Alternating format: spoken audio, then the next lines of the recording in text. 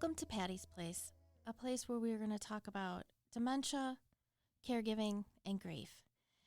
I dedicate this podcast to my mom, who passed away about almost 2 years ago now. It's hard to believe, from dementia. And so I wanted to talk about today. So, get your cup of tea, cup of coffee, or if you're having a really rough day, get a glass of wine. And I thought today we would talk about early onset Alzheimer's, because not a lot of people know about it, and that's basically what my mom had. So there is a small portion of Alzheimer's patients that are younger than 65 when the first signs of dementia appear. Because most of the time when you think of Alzheimer's and dementia, you think of people who are older, like in their late 70s and 80s, but it's not always the case. So a lot of times people can get it early. Scientists are working to understand why Alzheimer's can strike patients earlier than most with it.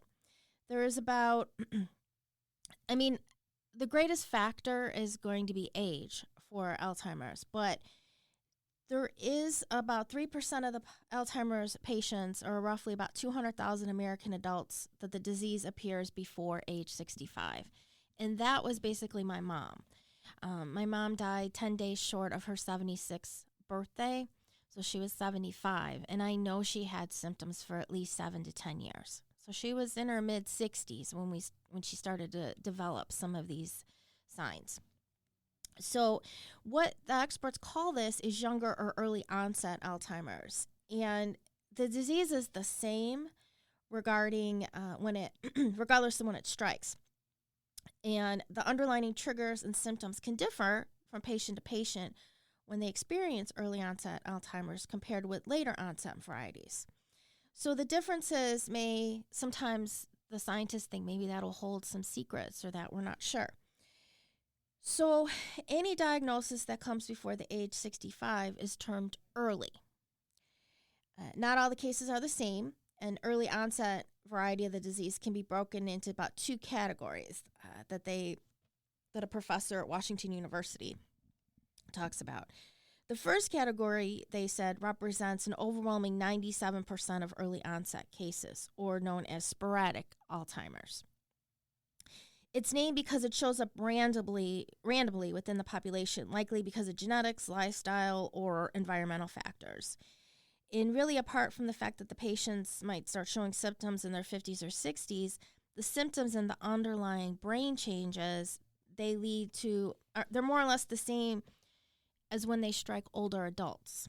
So now some research say that it could be linked to head trauma or vascular disease to the development of the Alzheimer's at a younger than normal age, but there's really no public established reason why some people get sporadic Alzheimer's before 65. Now, there is a rarer category of people that get it early, and that's referred to as genetic or familiar, and that can show up during a person in their 40s or 50s or even earlier. So that's not the one we're talking about today. Today we're talking about early onset, which is anything before, like right around 65-ish or before that. Because like I said, most of the time when you think of Alzheimer's and dementia, you think of people who are older, like late 70s and beyond. That's what you think of. So that's why a lot of times you think, oh, that's just old age. That's not a big deal. So I forgot that. So what? This is different. So a lot of times with the early onset, obviously forgetfulness and short-term memory is the first or one of the most common symptoms with it. Everybody worries, I should say, right? Because we all forget at times, and then we think, oh God, I forgot, We all forget where we put our keys. We forget why we walked into a room sometimes, or we forgot the list to go to the store, or, you come back from the store and you're like, oh, I forgot that one item that I really needed. That's not what we're talking about with forgetfulness. We're talking about that you forget somebody's birthday or a graduation, or you go to the store and you park your car and you can't find the car, or you get lost going to a place that you normally go to. Those are the types of things that we're referring to when they talk about memory lapses and forgetfulness. or you get disorientated easily with that. Another first stage symptom, as they call it, of both early and late onset Alzheimer's includes problems with judgment, decision making, multitasking. There might be changes in mood or personality. There could be apathy, depression, irritability or agitation, and anxiety. They're all common with that. I mean, think about it.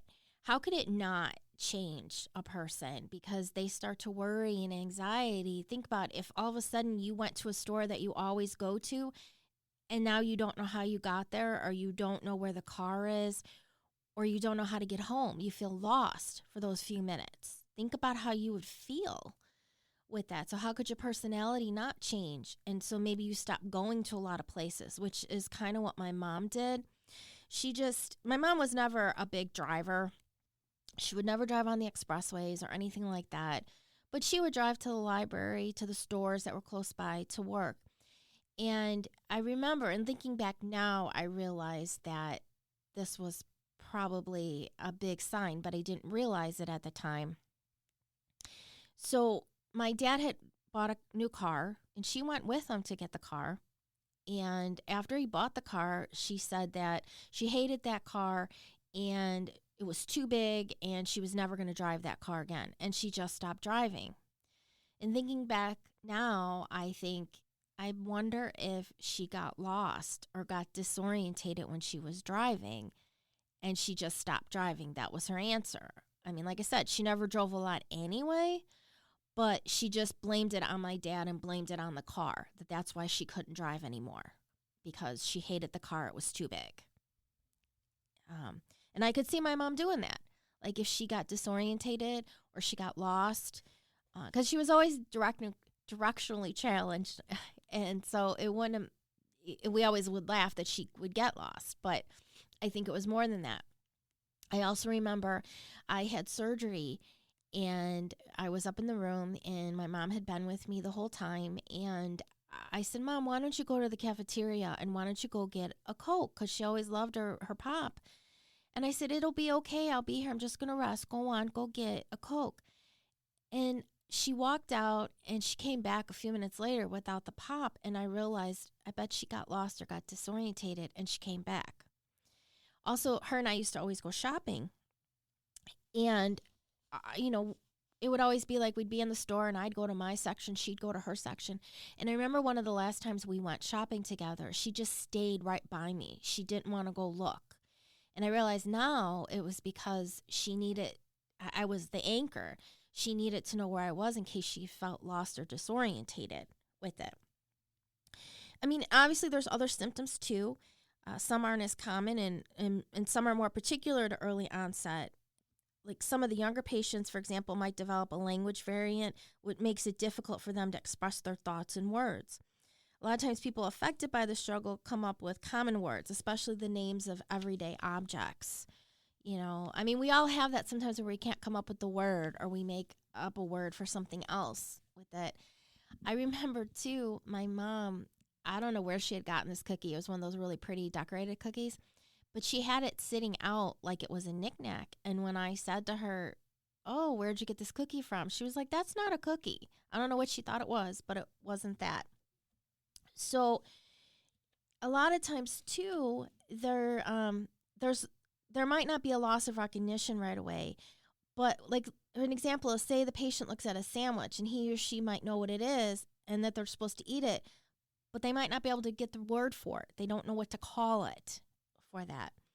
A lot of times, too, with early onset patients, they also experience difficulty in processing visual information. So they only see what's centered in their visual field and they lose awareness of the rest.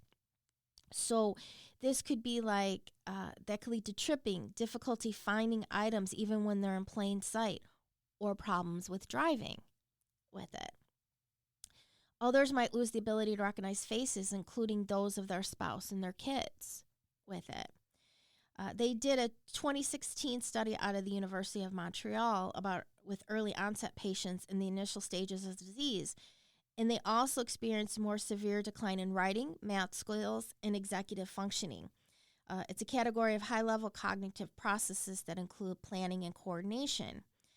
When they did the brain scans of patients with early onset Alzheimer's, they revealed the differences.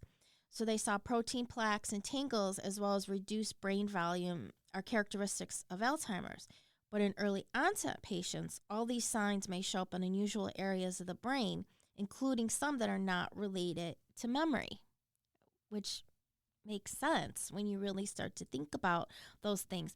My mom, before she was in memory care, she went to go get a CT scan of her brain, and she had a hard time signing her name. She was so nervous she couldn't even read the paperwork, and I had to read it for her and show her where to sign her name, but she really didn't know how to do it anymore.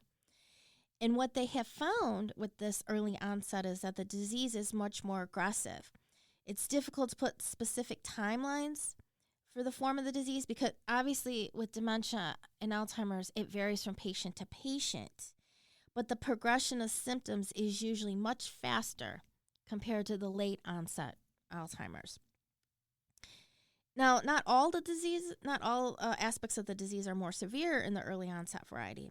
Cognitive symptoms worsen more quickly. Younger Alzheimer's patients tend to be otherwise healthy, free from heart disease, vascular disease, and other ailments that are often present in patients who develop Alzheimer's late in life. Now, the Alzheimer's will eventually lead to death, usually due to infections to an overall weakening of the body. But these patients may live for several years in good physical health, but with very severe dementia, and that was my mom. I remember towards the end, the hospice nurse she told me over and over again how highly unusual my mom was because she was still mobile. She could walk. She didn't need a walker or anything like that, given the state of her dementia.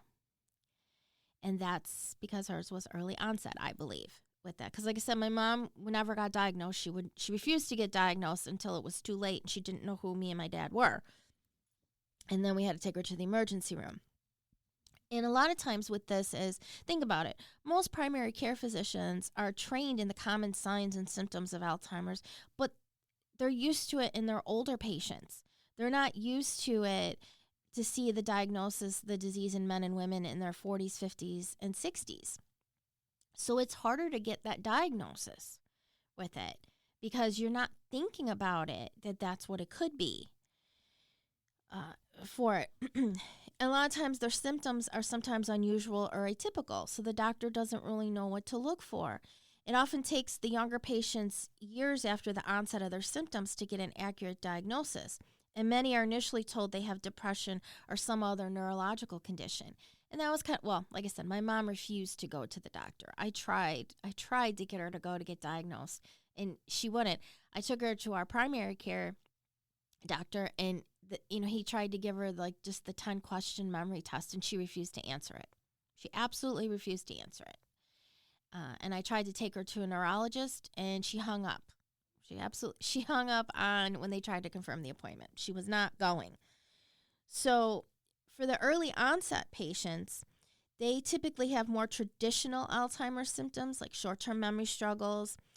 A lot of times they're diagnosed and they can come much more quickly with it. Most of the time, the diagnosis is made by a neurologist based on a person's symptoms and family history, but those are only still part of the diagnostic mix. There's other things you can look at, too. They do have some tests that are now available to identify the presence of plaque and tangles in the brain of living people. They usually use PET scans or spinal fluids analysis. There's also genetic testing that can reveal the mutation linked to the rare familiar form of early onset Alzheimer's. I mean, I could take a blood test if I wanted to as well, but then part of me is just like, do I really want to know? I don't know. It's one of those weird things. It's like, do you want to take that blood test and find out that you might have it, or do you just want to see what happens? I don't know. It's one of those. Unfortunately, the outcome is the same whether it's early onset or it's later onset. There's no cure for Alzheimer's. So the life expectancy doesn't vary much for the younger patients compared to with people who are in their 70s or 80s. The average life expectancy for an Alzheimer's patient is roughly 7 to 12 years after a diagnosis. But again, this can vary greatly depending on your diagnosis and the person. That's the thing about dementia and Alzheimer's. Every single person is a little different. But there's no set course of it. There's no predictability. Yes, there are things that are similar in symptoms and things that happen when their brain shuts down, but it's all different for every person. So that's why doctors have such a hard time being able to tell you what the progression is. And that's why it's so hard as a caregiver, because you just don't know. Every day is different and you don't know what'll happen with it. And there's just nothing a doctor can really do to cure or slow down the disease. There are some medications that they can prescribe that are supposed to slow the progression. But at a certain point, if you don't get those diagnosed early enough, I don't know how well they work for it. I mean, obviously it can't hurt the person. But again, you have to get it diagnosed for it to probably really make that difference for it. And sometimes the medications can reduce the symptoms and they can improve attention and offsetting some of the early memory difficulty. They found that the drugs often work more effectively in the younger patients than in the older patients, they found.